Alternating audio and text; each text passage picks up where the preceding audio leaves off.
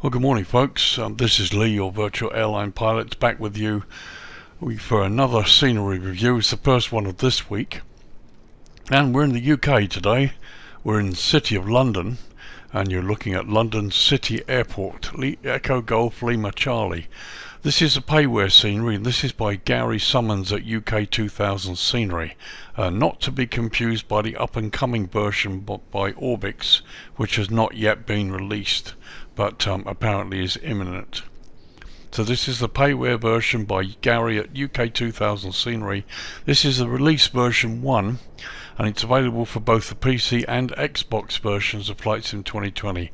Now, as far as I understand it, the Xbox version can be obtained from the Microsoft Marketplace.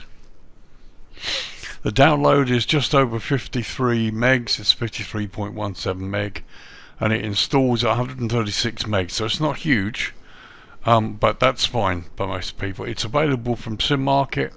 You can also get it from flightsim.to and from UK2000SCENERY's own website. The prices are all the same, and I'll give you those prices.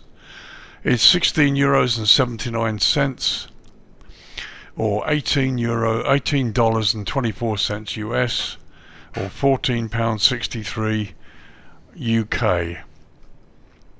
Those prices are estimates, and they do include VAT or tax.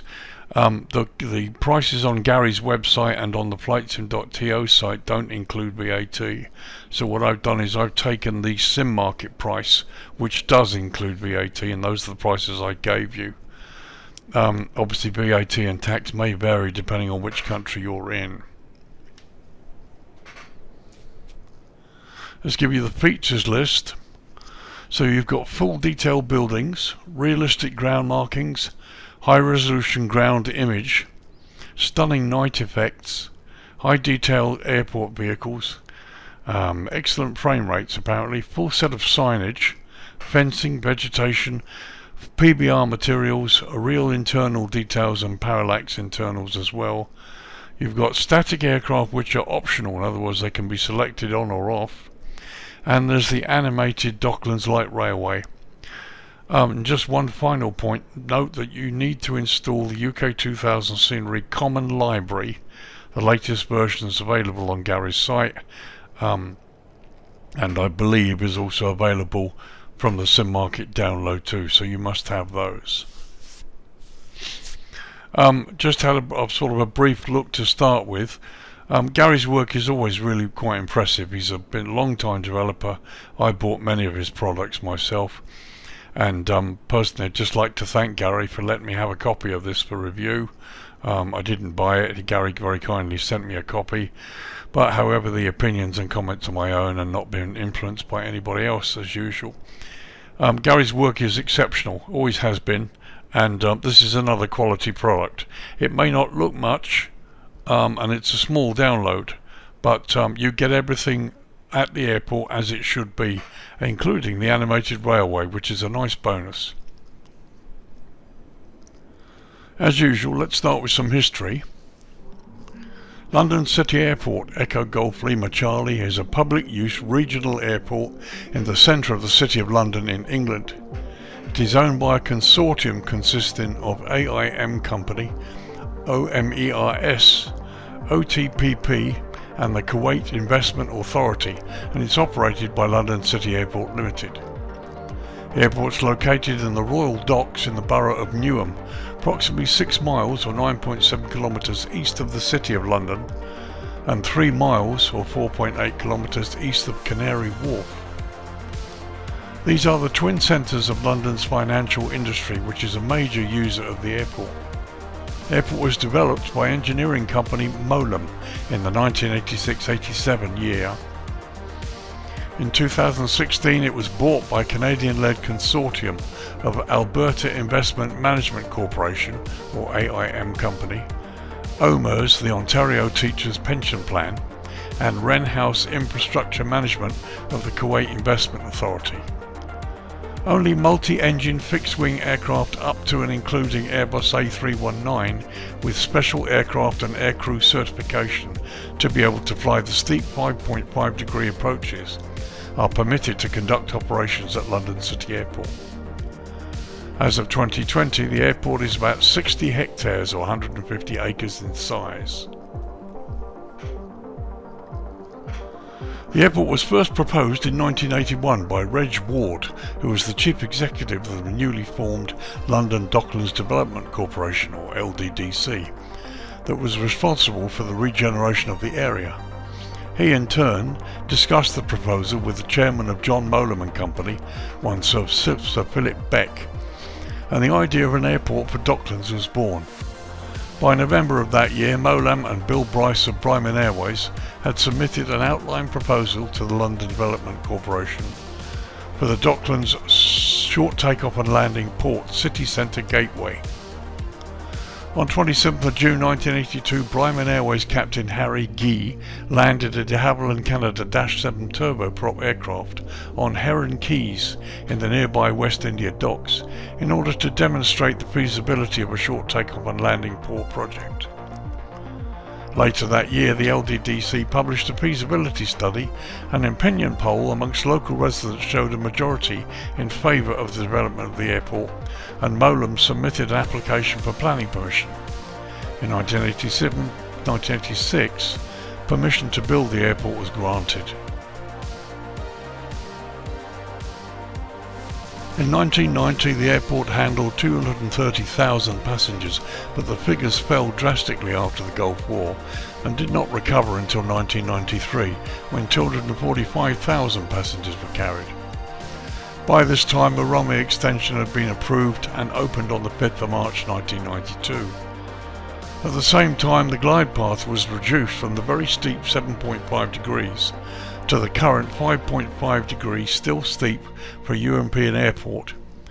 I mean, the standard slope of an airport glide path is normally 3 degrees, but sufficient to allow a larger range of aircraft, including the BAE 146 regional jetliner and the Airbus A318 and more recently the 319, to serve the airport. By the year 2000, passenger numbers had climbed to over 1.5 million and over 30,000 flights were operated. In 2002, a jet centre catering to corporate aviation was opened, as well as additional aircraft stands at the western end of the apron. 2003, a new ground holding point was established at the east end of the runway, enabling aircraft awaiting takeoff to hold there while other aircraft landed. British Airways commenced the first scheduled transatlantic flights from the airport in September 2009, with a twice-a-day service to New York City's John F. Kennedy International Airport, using a specially configured Airbus A318 aircraft. The 318 is the smallest airline to operate a transatlantic service since BA's corporate predecessor, BOAC, began transatlantic jet flights in October 1958 with the de Havilland Comet. So there you go, guys, a brief history. The airport is well liked by its users, but still to some extent suffers from complaints. But as you can see, flights operate to the United States, usually via Shannon or Dublin, I believe, where they refuel. But really nice airport, and also I think, to be honest, it's a really nice scenery by Gary. And at £13.99 UK plus VAT from his site, it's a pretty good price as well. No jetways at this airport, so let's look at runways. So runways, as you can see, we'll drop the lighting down to sunset, and here we are looking down the throat of runway 27.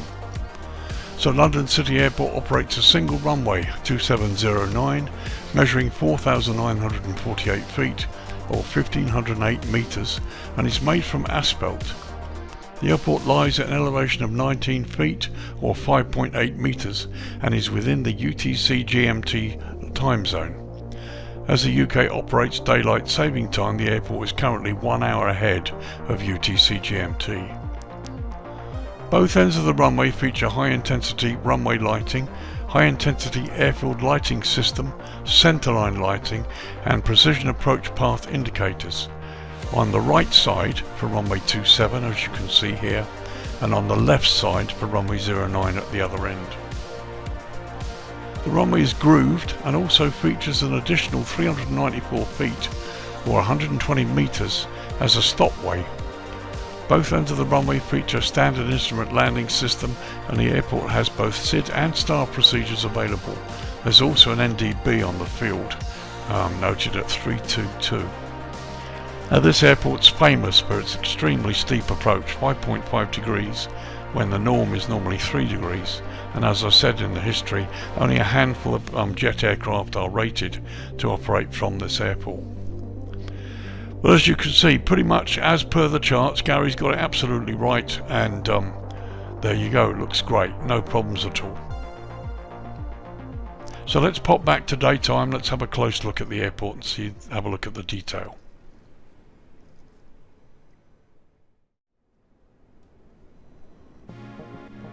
So here we are on stand 6 to begin with, and we've got the Airbus A319 parked here in its normal position. Just for those that might be interested, this is the Latin VFR A319 Airbus that I've got, and currently this is the largest jet that's currently licensed to operate from this airport. And here looking from the other side, as you can see, the usual detail that Gary installs in all of his scenery is completely abundant here. You look inside through the windows there, you can see passengers moving inside the terminal, lovely effect. The detail on the doors, all of the stands, even the buses. These buses operate at Gatwick as well. I've seen them many times when I worked there. The detail is typical of Gary's work and really, really nice.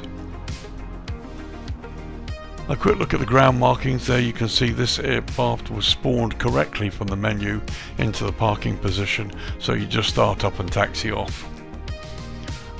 The ground markings are excellent, the usual weathered effects are there, really, really nice, no complaints at all. Just a quick look from the outside there to show you the detail of the vehicles down below, people inside, and there you can see Gate 6 International Arrivals door to the lower left. And as usual, the building is really nicely weathered. When you look at the detail here below the windows, it's very nice indeed. A quick look inside while we've got a minute. Unusual for Gary. Normally he prevents access inside the vehicles, inside the building, and generally just relies on really good parallaxing. But here we've got access to the airside lounge here, and you can see the chairs. Passengers are good quality, business people mostly, and the inside is very nicely done. And then looking further down, we get a close-up view of the people. All looks pretty good. And there's a quick view looking out through the windows to airside. A really nice effect. The window effect is excellent. Okay, just a very slow tour here, quick along the airside road, just so you can see the quality of signage, the ground markings. Well, it all looks really good. It's beautifully done. Typical Gary quality here. Everything right down to the Swissport vehicles. I mean, it looks really good. Tow bars down there, and you can still see people up by the windows above. Very, very nice indeed.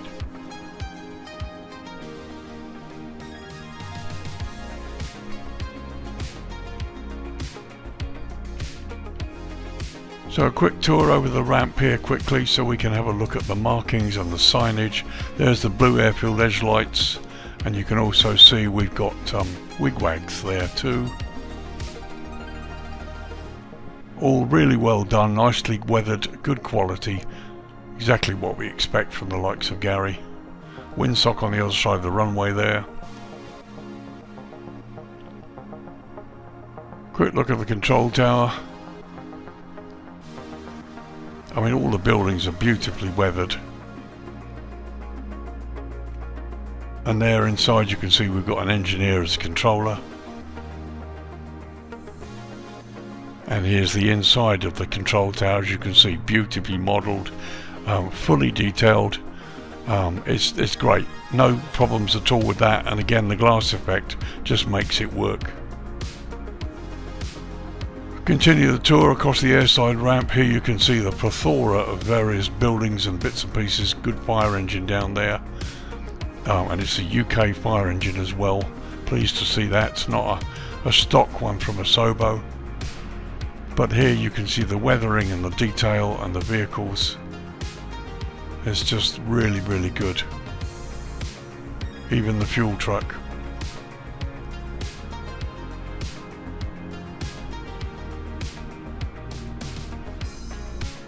So we cross a little river to the land side here. You can see the vast car park on the other side of the river. And just behind that wall there you can see the Docklands Light Railway. We'll have a close look at that in a minute. But I just really wanted to show you this area. And also interesting to note that I don't have the Orbix landmark scenery installed. This is default that Gary fitted into quite well. So here you can see the train coming towards us. Very nice, and again the quality, even landside, looks really good. The high resolution ground image is not as high as I thought it might be, but it's perfectly acceptable and it all works. And again you can see he's 3D modelled the landside perfectly. Even some people down there, which is wonderful. It's very nice indeed. We'll go through the train station.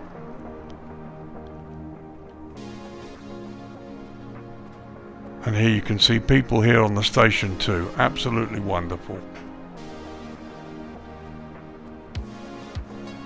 So what we do is we'll just wait for a train to come through and you can see the effect, because he does a wonderful job.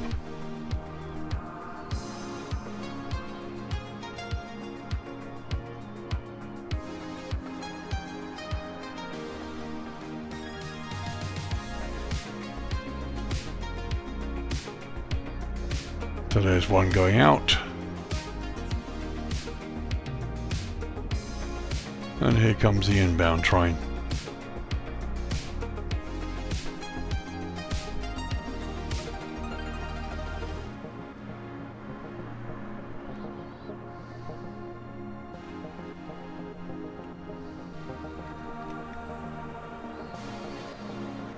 As you can see, they don't stop, but I'm not going to complain about that.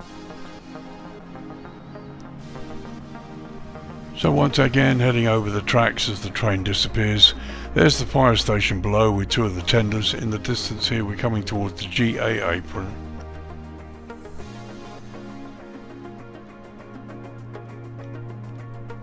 And again, the usual excellent attention to detail.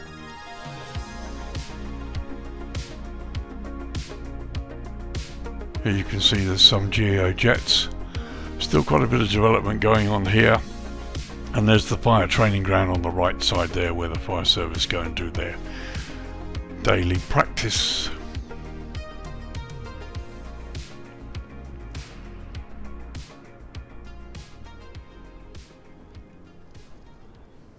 So as you can see, all looks really, really nice. Let's drop the light down now and have a look at the lighting. Okay, 20 to 9 in the evening and it's sunset. The sun's pretty much gone down. Because of the slider that Asobo have here, it's really hard to get the timing exactly right to where the lights come on. But as you can see, here we are. This is the closest I can get, and this is dusk and it looks great. There's the train. So let's do a pass over the ramp and have a look at the lighting generally here.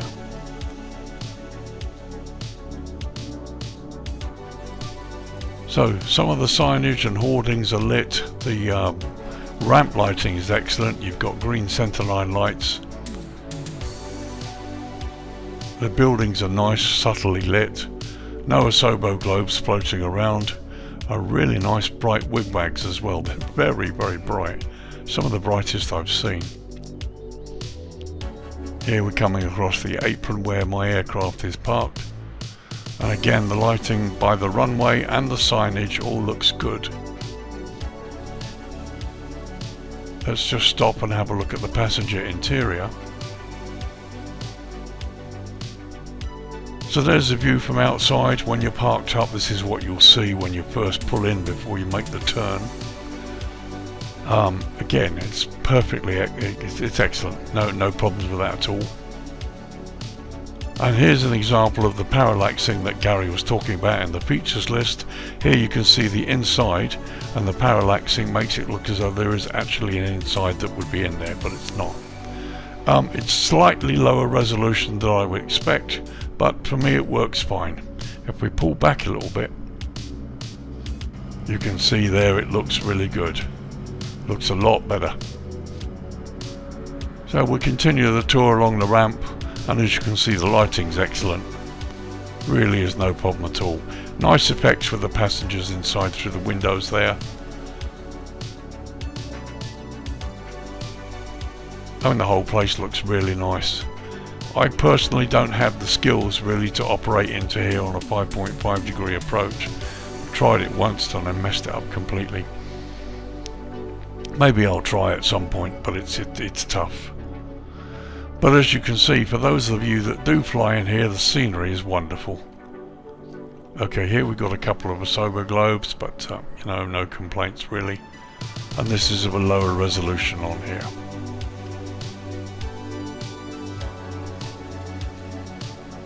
There's the train going along. It doesn't seem to be lit, which is a pity.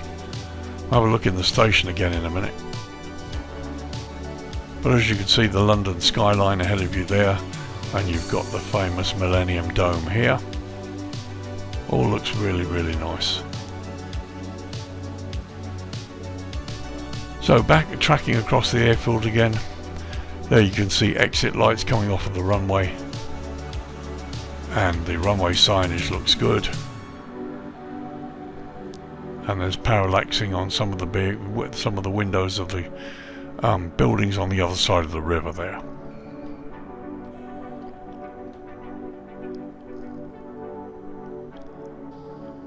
It all looks really nice, really no problem at all. So there's the railway line, which is completely lit, as indeed it should be. Looks really good. And here we are in the station, and you've got people that are nice to see they're animated. I didn't appreciate that they were animated before. Let's have a look and see where the train comes.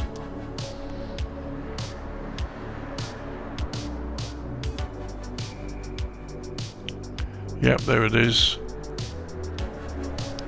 Yeah, no lights, but no, perfectly acceptable. And we should get the other one coming up in a minute. Here it comes.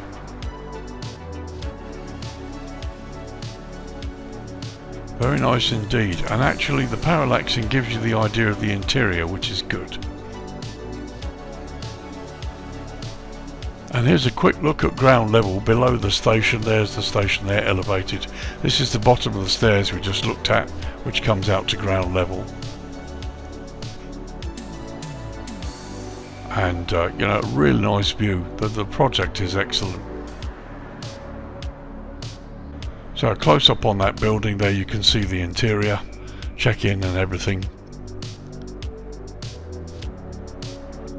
And just a close-up look at some of the floors on the building here, and you can see parallaxing and low resolution images inside, which gives you an idea of what's going on. And there's the station seen from outside from the building we just looked at.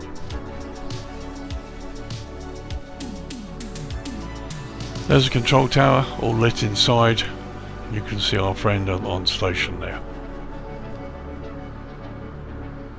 And just a general view there of airside. You can see the signage on the ground, the weathering of the concrete. It's been very, very nicely done, no complaints.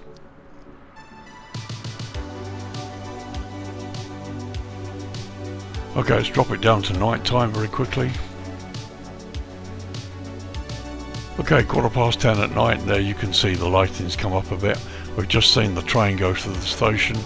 That's easily seen. And all in all, that looks great. Really, really nice. They're looking in the other direction towards the city. You've even got UK type vehicles here going along. That's a vehicle, as far as I understand, if I remember correctly, belongs to Signature Aviation. We used to have them at Gatwick, and those I've seen at Gatwick as well. But all in all, really, really nice. A nice quick close-up look at the ramp from here. As you can see, it's great. The wigwags are great, probably a bit too bright and a bit too extensive possibly, I don't know. But they are perfectly acceptable and add to the scenery itself. All in all, it's very nicely done. No complaints at all. And there you can see the train. It's nice to see that it's actually lit in some way by the lights above the railway. Okay, let's turn it up to dawn.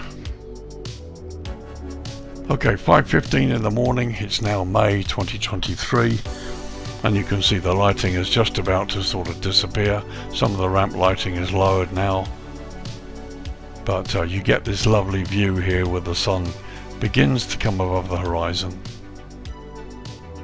And there you can see the lights literally just went out as we spoke, and there's the City of London in the distance beginning to be bathed in the glow of the morning sunrise.